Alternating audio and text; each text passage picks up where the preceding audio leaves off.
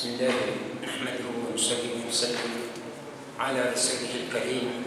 Dear brothers and sisters in Islam, Assalamu alaikum wa rahmatullahi wa barakatuh. We are continuing with our talk about the four great Imams or the four great jurists who are actually the Imams of jurisprudence of fiqh al-Islami, and we are talking about the last one among the four. We started with Abu Hanifa, then Imam Malik, then Imam Shafi'i, and now we're talking about Imam Ahmad ibn Hanbal. Now, last session is now talking about Imam Ahmad. Today, we're talking about the mihna. We're talking about the trial, the test, which Imam Ahmad ibn Hanbal went through. And this test are the Sunnat al-Hayat. It is actually the way things are, and Allah has kept these ones to distinguish between the good people and the ones which actually cannot stand this test. And the ones who stand this test get the best rewards. Imam Ahmad ibn Hanbal started having this problem during the time of Al-Ma'mun. Al-Ma'mun is the son of Harun al-Rashid. Harun al-Rashid was a very strong Khalifa, and he was able to check all the forces which were disrupted him. He may have his weaknesses, but he was one of the best Khulafa in the Dawla al-Abbasiyya and well-learned individual. Al-Ma'mun was weak in that he left the Mu'tazila, the rationalist, to take hold of his actually Khilafah, as we are going to see inshallah today. The fitna which Imam Ahmad ibn Hanbal had to face was the issue of Qur'an, where the Mu'tazila, the rationalist, was saying Qur'an is makhluq. Qur'an is actually something which has been created. It's not awlillahi al-azali. It's not the words of Allah which had been there ever since Allah is ever there and the Qur'an, His words are the same. They wanted to reduce it to something so that people can play with it and interpret it according to the aql, according to somebody's intelligence. And these were steps to come in. Once they went into that, then they go really, because once you finish the issue of Qur'an and the sanctity and the holiness of the Qur'an, then you have almost finished the whole Islam. Remember the enemies of Islam, when they were ruling Egypt, the colonies, and all other places, they were saying, as long as the Muslims stick to this book, Qur'an, there is no way we can manage to finish them. So one of the best ways is to try and make sure that they are not sticking to Qur'an or corrupt the Qur'an. Corrupting the Qur'an is impossible, because Allah subhanahu wa ta'ala says, Inna nahnu nazzalna dhikra wa inna lahu lahafidun.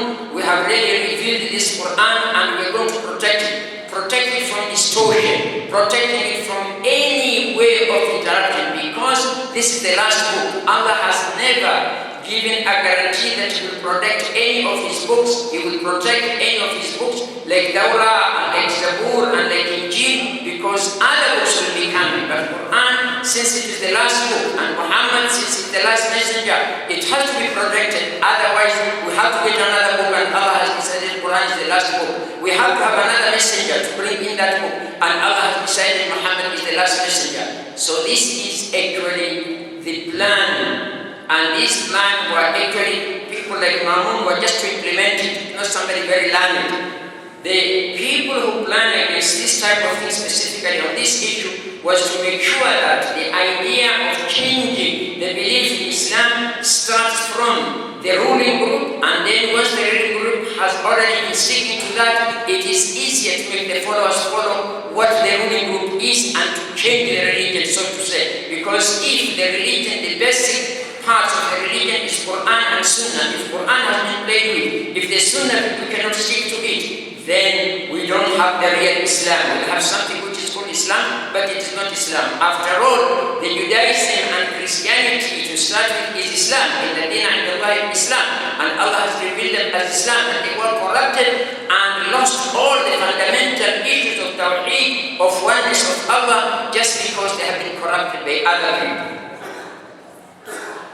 And it he said that among the first people who had this idea of rationalist Mu'tazila. Mu'tazila is a group of people who came up during the dynasty of the last part of Umayyah and much more during the part of Abbasid. And they became strong because of Ma'mun and other Khulafa during this time. So the first person who had this idea was somebody known as Al-Ga'ad ibn Dirham in the Asr al-Amawi, in the Umayyad dynasty. And this individual was killed by somebody who was actually in charge of Kufa, Khalid bin Abdullah al-Qasri. And in fact, he said a very strong statement. He said on the day of Adha that you people are going to sacrifice the rams and other animals because of Eid al-Adha. I am going to sacrifice to kill this individual who claims to be a rationalist because he wants to destroy our Islam. And he said, and he did it exactly. Then the second person who came up with the same idea as a leader was Al-Jahm ibn Safwan, the one also who brought the idea of Jahm. We don't want to go into those, they are a bit complicated theoretical issues, but this was the second individual on the issue of Qur'an was actually created. Then during the time of Al-Ma'mun, as I said, he took over power. And he actually started seeing how can he bring in this idea. There was somebody who was very strong religious leader, Yazid ibn Harun. He's not the son of Harun Rashid, he's just Yazid ibn Harun. Al-Ma'mun is the son of Harun Rashid. He said, I cannot bring in any change now. This is a very strong personality, a great Imam. Let him first die, he was old, and then I can bring him. So these people actually plan, and the people who plan for them are the enemies of Islam, in one way or the other, knowingly or unknowingly, as we are going to see.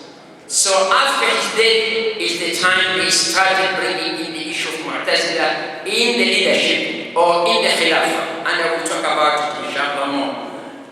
Imam Harun Rashid, as I said, was a strong personality. There was somebody called another third person who was a great leader among the Mu'tazila, Bishr ibn Ghiyad, who actually Harun Rashid heard about him, and he said, if I will ever be able to get Bishr ibn Ghiyad, I will just kill him. And so he went into hiding until Harun Rashid died. Then when Ma'mun took over, Ma'mun, unfortunately, one of his murabbi, one of his teachers was Mu'tazila. And this is a big issue. Let me explain. These people sometimes who come up to be the leaders of the Muslim world, to be the leaders of Islamic country, sometimes we find they come up with very fine ideas. It's not accidental. Sometimes it is planned. Ma'mun didn't realize, whoever, Harun Rashid did not realize the person who was the teacher and bring up his child was with the aqidah which is not right. Once you have brought it in, you are bringing in that type of aqidah to your son when he's small, and that son is going to be a great individual and Khalifa, you have finished Islam. And we see that in so many scenarios. Let me give you one or two examples, or one, and then another one I'll give you indirect, not direct. How was the Khilafah al-Islamiyya in Dawla al-Uthmaniyya, Ottoman Empire, terminated? It was during the time of Kamal Atatürk. Kamal Atatürk was a personality was created by the enemies of Islam. If you read about him, you will realize there is no Islam about him at all. And he was able to come in as a leader who said that he has made Turkey to be the republic and then eliminated any essential connection with Turkey with Islam. These are the type of things, if you look carefully within the history of Islamic and Muslim countries, up till now, you find a country which was sticking to Islamic principles, suddenly a leader comes and he's so much anti-Islam, but he starts gradually, and then we realize what's wrong with this individual, and we keep on thinking he's one of the best. These people are created, are made to be the leaders so that they change the Muslim country. When you find communists went to Desire, to Morocco, to Algeria, into other countries, it just didn't come accidentally. I have talked to you about the Hizb al-Ba'ath al-Arabi in Iraq and in Syria, and I told you who started Hizb al-Ba'ath al-Arabi. It is Michel Aflaq. was a Christian. With who? With a group of people who actually formulated that. They just didn't do it like that. Maybe they had even a hidden hand of people who are Freemasons, who are Jews, whoever, who are enemies of Islam, to bring in this ideology so that they deprive the Muslims from these big two Islamic Arab countries so that they are away from Islam. The same thing happened to Turkey, which was an Ottoman empire, to the extent that they changed the alphabet from the Arabic one to English one, so that whatever history, Islamic history, which was there is eliminated. Because if you change it out and the younger generation don't know how to read Arabic, how will they know what happened? So this is what happened. And this is what is happening even today. You will find a country, a very good Islamic country, a leader comes and changes gradually from this to this to this. These are not just accidents. These are planned. If you read a book, how to make a leader, how to make a president, these things are planned and implemented. And unfortunately, we as Muslims don't know our history. And this is really a very serious issue. As this age, for the Muslim to be really fairly uneducated in their own issue, all what we know sometimes is about fiqh, and fiqh is important, and about tahara, and these things are important, but not to the extent that we spend hours and years on that. In the Qur'an, the ayat of how to perform ablution, how to ritual, to take bath of janaba, and all that, how to make tayammum, are 2 verses only. Yes, a talib al-ilm can spend hours, there's no problem about it, but not everybody. Other people need to know our history, need to know what should be done in order to awaken this ummah. I remember one time I was reading a book by a great scholar, Yusuf al-Qaradawi, Ma'na al-Ibadah al-Islam. On a day of 17th Ramadan, he decided to give a talk about Ghazwat al-Badr al-Kubra. You know, Badr was the turning point of Muslim Ummah in Medina, from being weak to be victorious, to defeat the Quraysh. And he decided to talk and express how significant that is. You know what happened as usual? If somebody talks about other to awaken people, people think, what topic are you talking about? What was he told by the Imam of that place? He finished the talk, and the Imam said, Ya Sheikh, your talk was quite good, quite interesting. But had you chosen this Ramadan, 17th of Ramadan, a topic better than that? So, Yusuf al-Qaradawi, this is a long time, it's there, Ma'na al-Ibadah al-Islam. He said, Ya Sheikh, what topic did you think I should have talked? You could have talked about wudu, how to perform ablution, how to make other type of things that you can pray, prayers, arkan, salah, and all that. So he said, Sheikh, you must be having the Qur'an. He said, yes.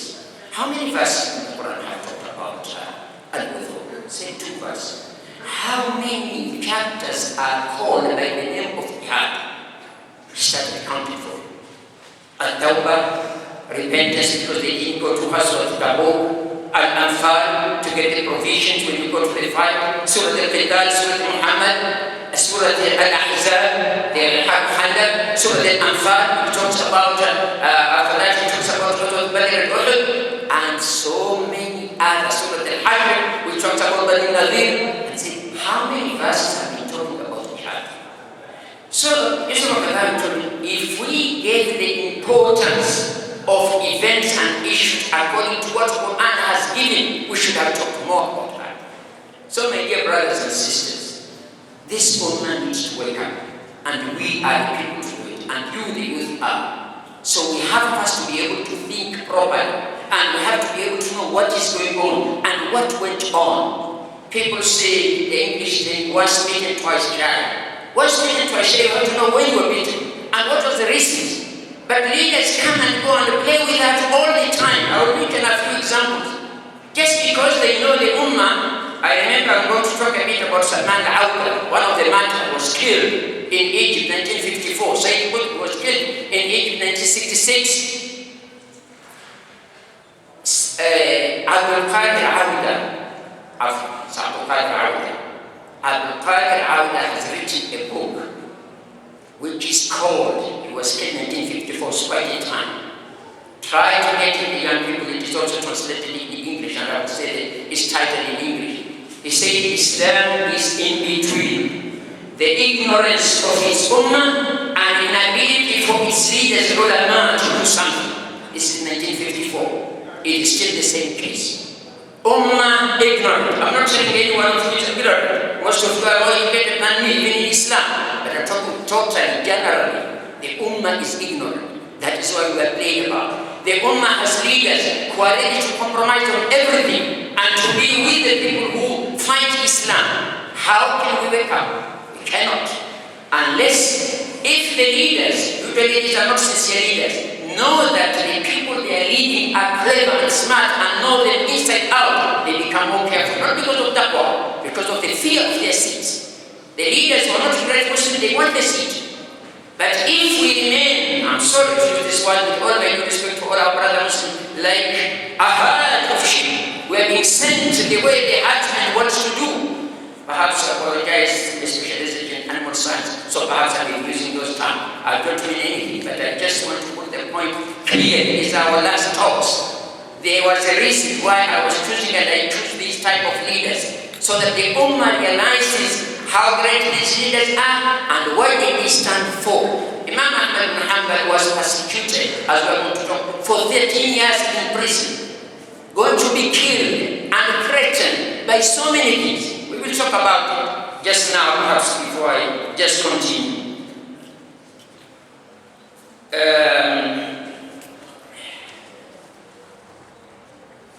The person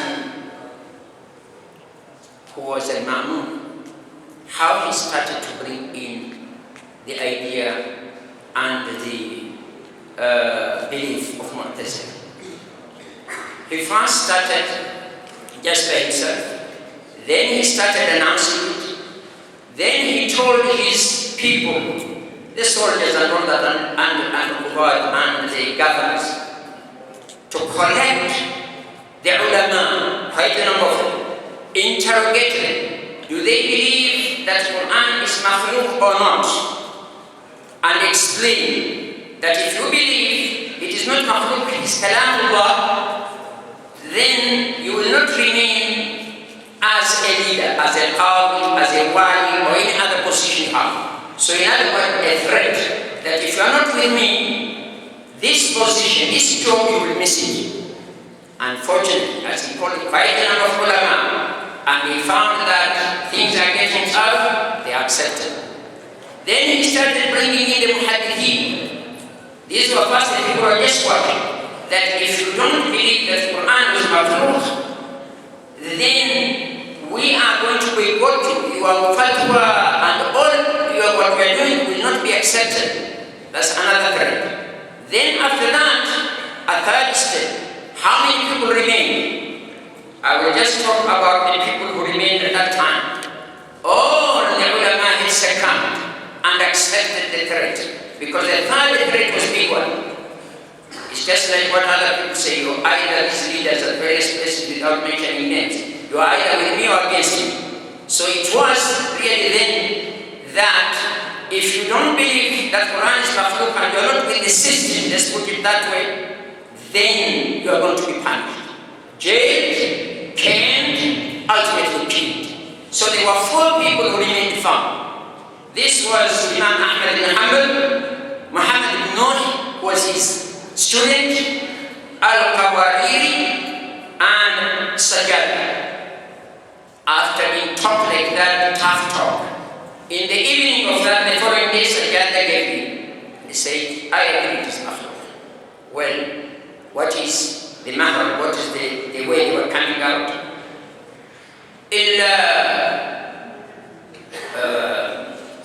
What is the ayah? So إلا من أكره وقلبه جزاك الله خير وقلبه مطمئن بالإيمان. That's a makhraj, understand? It's a way of escape. I don't believe in that, but otherwise I'll be killed. Yes, it is allowed to some extent. I'm not saying it's not allowed, but it depends upon your position. There are certain things which are allowed for ordinary people. So Ahmad bin Yasir, when his mother Sumayya and father Yasir were killed, and he was punished so much with a regard, and to be told to say something against Muhammad, and he did, and he went to the Prophet, and the Prophet said, if they come and do the same, you can say it. He said, how do you feel? He said, my iman is still strong. And he said, you can do it to escape. Of course, after seeing his father has been killed. And this is Ahmad, an ordinary individual. But if you are a leader and everybody else, as we're going to talk about Ahmad ibn Hanbal, everybody else is looking upon you, then they were not allowed to give. Because if you give in there, you are misleading all the people, as we're going to talk about Imam Ahmad ibn Hanbal. So they had the second day, Yom al-Third, Al-Qawariri accepted. So we are left with two now. Imam Ahmad ibn Hanbal and Muhammad bin Nuh, his student. As they were going to descend to another place called Tus, where the Khalifa is, on the way, they are under a lot of it was Ramadan, they are fasting, they are tied, they are put onto the horse, onto the back of the horse without being able to touch anything. Muhammad bin Nuh was succumbing to death. He was so tired and finished until Imam Ahmad bin Hanbal told the soldiers, can you just untie, this man is just dying. And as he was dying, he told his teacher, Ahmad bin Hanbal, you are not like me. Stand firm, never give in to this thing. If you give in, everybody else will give in. And then he died. And he died by asking Ahmad bin Hanbal, is the Qur'an makhluk? He knows that he has all makhluk, the real makhluk. Then he said, Allah, I am dying with this belief. And he died. And Imam Ahmad bin Hanbal, when he told he had to leave himself for about 2 or 3 days, wait until buried a person and buried him. And Ahmad bin Hanbal was alone. Ahmad bin Hanbal went there to Imam. Fortunately, Ahmad bin Hanbal was praying very hard. The night he was in, he went into the prison. That night in the Fajr, Al-Ma'mun died. And died without any illness whatsoever. But of course, the problem is not yet over. When he died, Al-Ma'mun, he had written a wasiyah to his brother, Al-Mu'tasim bin Harun Rashid, that I believe, of course, the ordinary things, the tawheed and all that he brings, and I believe that Qur'an is makhluk, and you stick to that, and make sure so and so becomes your next person. 2 people were Mu'tasim. So he's already confined himself. And Mu'tasim also was not somebody who was really learned. So when Mu'tasim came in, Imam Ahmad bin Hanbal is still in the prison. He was called and threatened and there were arguments so many times. And that being told that first you see when you just come in, one of the soldiers will come suddenly and just pretend telling Imam Ahmad bin Hanbal to threaten him that, see, if you don't agree to what Mu'tasim has said, you are going to be killed. So it went on like that, and Ahmad bin Hanbal remained very firm. And at one time he has been caned so many times. He says, I want just to show you how Allah helps. As he was going to the place, the palace of Khalifa, with Muhammad bin Nuh, Arabi, an ordinary baby, came and said, who among the two of you, of course the soldiers were around, not so much closer, who among you 2 people is Ahmad bin Hanbal? And Muhammad said, it is me. He said, I tell you, don't give in into this. Everybody is waiting. But the Arabi, ordinary Bedouin, he said, I really felt, subhanAllah, he had that intention. Then Abu Ja'far al-Anbari, one of also great scholars, came specifically and ran to him to get him. And he told him the following words, Ya Hada, Anta Ra'is, you are the head of the Muslims. If you give in into this issue, everybody else will do it. If you don't, people will not change. After all, what can they do? They will kill you. At the end of the day, you are dying. Why don't you have a legacy? Why don't you die for something worth it? This is what Abu Ja'far al-Anbari was telling Ahmad bin Hanbal. So Ahmad bin Hanbal went. And as he went into the prison, now he's got 2 people who have been trying to talk to him to remain firm. Then he got a Hanbal, somebody who is a drunkard. He has been jailed so many times, caned so many times, habit, of drinking. And Imam Ahmad bin Hanbal was a bit worried about the cane. He said, I don't fear about death. Death it will come. But what I'm fearing is when I'm going to be caned, I feel pain and I'm still alive. And they continue. So this Hanbal, subhanAllah, he told him, Imam Ahmad, don't fear about that. Ask me how many times I've been caned. You only feel the pain in the first 2, 3, or 4. After that, your skin somehow becomes as if it doesn't feel anything. He said, are you sure? Yes, you asked me. I have been caned so many times. This individual, by the way, Imam Ahmad said, he repented. And actually, when Imam Ahmad was relieved that this person was relieved because his issue was not big, he became one of the students of Imam Ahmad. One time he was told, can you mention his name? He said, no. Since he has repented, Allah has already hidden his issue, I'm not going to mention. I'm just trying to say, once your ear is okay, Allah gives you strength from nowhere. You just have to have the intention. وَالَّذِينَ جَعَلُوا فِينَا لَنَهْدِيَنَّهُمْ سُبُلَنَا وَإِنَّ اللَّهَ لَمَعَ الْمُحْسِنِينَ. Just have the right intention and you see where you get the strength, you wonder where you get it. So Ahmad bin Hanbal was actually persecuted for 13 years.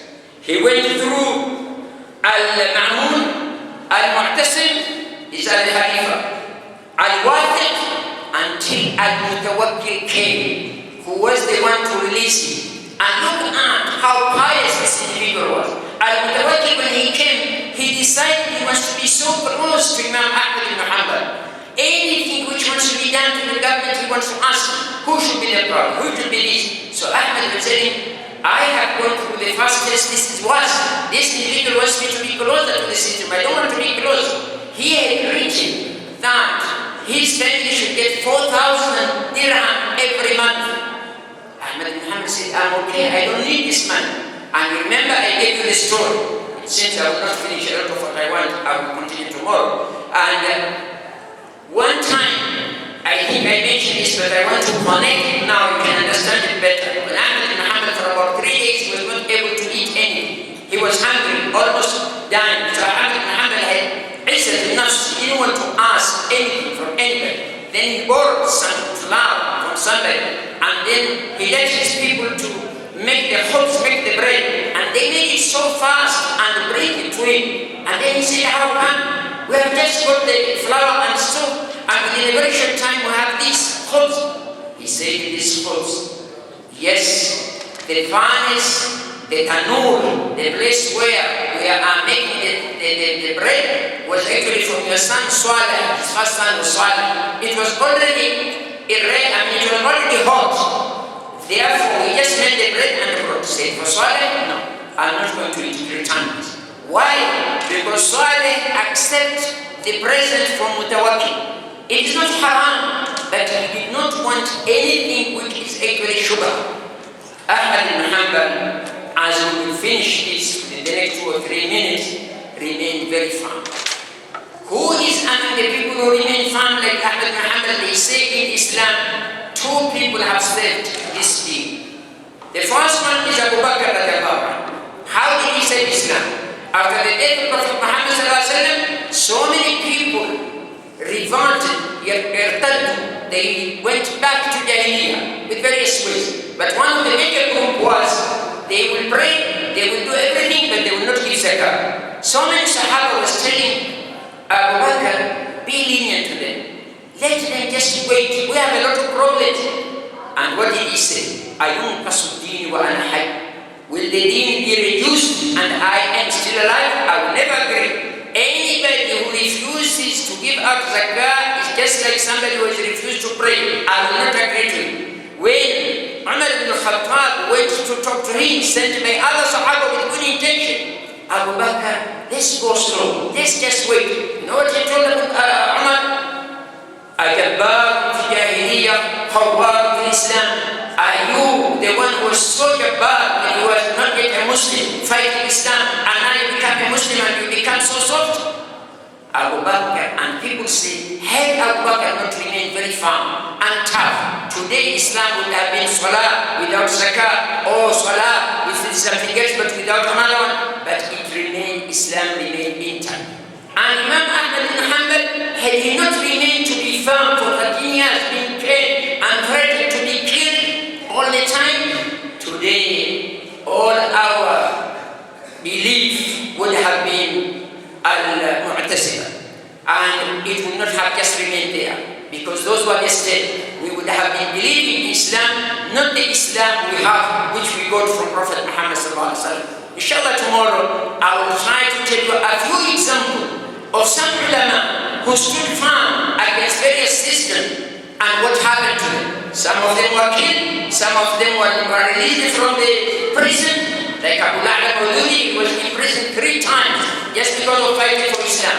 And one of the time he was actually sentenced to death. When there was a lot of noise from other Muslim countries, then that sentence of to be killed, then it was a sort of imprisonment for life. And then that one also was cancelled, and then he was released. Why? Just because he said Rabbuna Allah. So inshallah we will stop there and express ourselves tomorrow so that we can get the benefit of history, so that if these people practice what they are doing, we know who they are. Even if we can't do much, but at least they will not get our support.